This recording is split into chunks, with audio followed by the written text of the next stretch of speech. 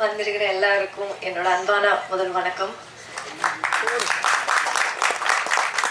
எனக்கு தமிழ் அவ்வளோ நல்லா பேச தெரியாது, கிராமர் மிஸ்டேக்ஸ் எல்லாம் இருக்கும். ஸோ ஏதாவது தப்பாக சொன்னால் மன்னிச்சிடுங்க. ஃபர்ஸ்ட் ஆஃப் ஆல் எனக்கு ரெபல் வந்து ரொம்ப ஸ்பெஷலான படம். ஏன்னா இதுதான் என்னோட முதல் Tamil film.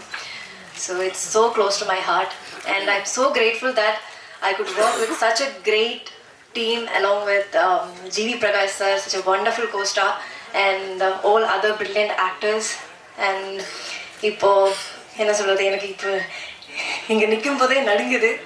And thank you so much for coming, all the supporting medias, all the honorable guests, thank you so much for coming.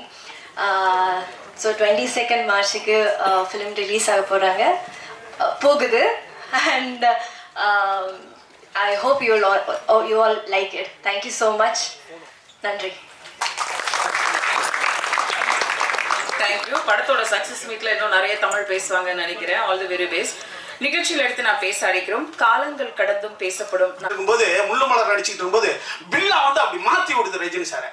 அதே மாதிரி கமல் சாருக்கு அப்படி நாயகன் மாற்றி விடுது.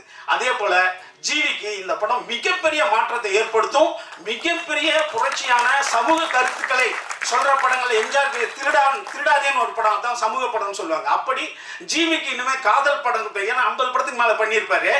இந்த படத்துக்கு பிறகு சமூக படங்களும் புரட்சி படங்களும் நம்ம ஜிவிக்கு நிச்சயமா வரும். அடுத்தது நம்ம ரஞ்சித், அதாவது நான் வந்து ஆர்பி சௌத்ரி சார் தான் நான் மிகச்சிறந்த ஒரு தயாரிப்பாளராக நினைப்பேன். 55 தமிழ் இயக்குநர்களை அறிமுகப்படுத்தின மிகச்சிறந்த மனிதன் அவர். தமிழ் சினிமாவை அவர் கொண்டாடணும், அவ்வளோ பேர் அறிமுகப்படுத்துவார் அவர். அதுக்கு பிறகு ரஞ்சித் தான்.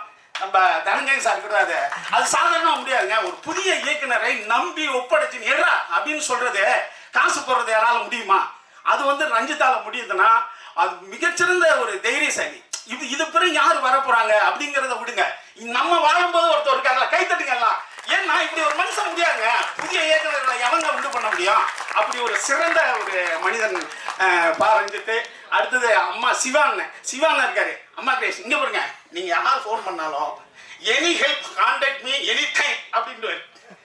ஆமா, அது இப்ப கூட வந்தேன், அவர் ஒருத்தர் உதவி பண்ணும் மாதிரி தான் என்கிட்ட பேசிட்டு வந்தாரு. அப்படி ஒரு மாபெரும் சிறந்த மனிதன். இந்த படத்தை எடுத்த ஸ்டுடியோகிரன் ஞானவேல் ராஜாவுக்கு வாழ்த்துக்கள். ஏன்னா இப்படி ஒரு பிரச்சனையான, உண்மையாலுமே பிரச்சனையான படம் இது. ஆனா அந்த படத்தை ஹேண்டில் பண்ணி எடுத்திருக்காங்க. மஞ்சுமேல் பாய்ஸ்ன்னு சொல்றோம்ல, இதுதான் உண்மையான மஞ்சுமேல் பாய்ஸ். நீங்க வேணா பாருங்க.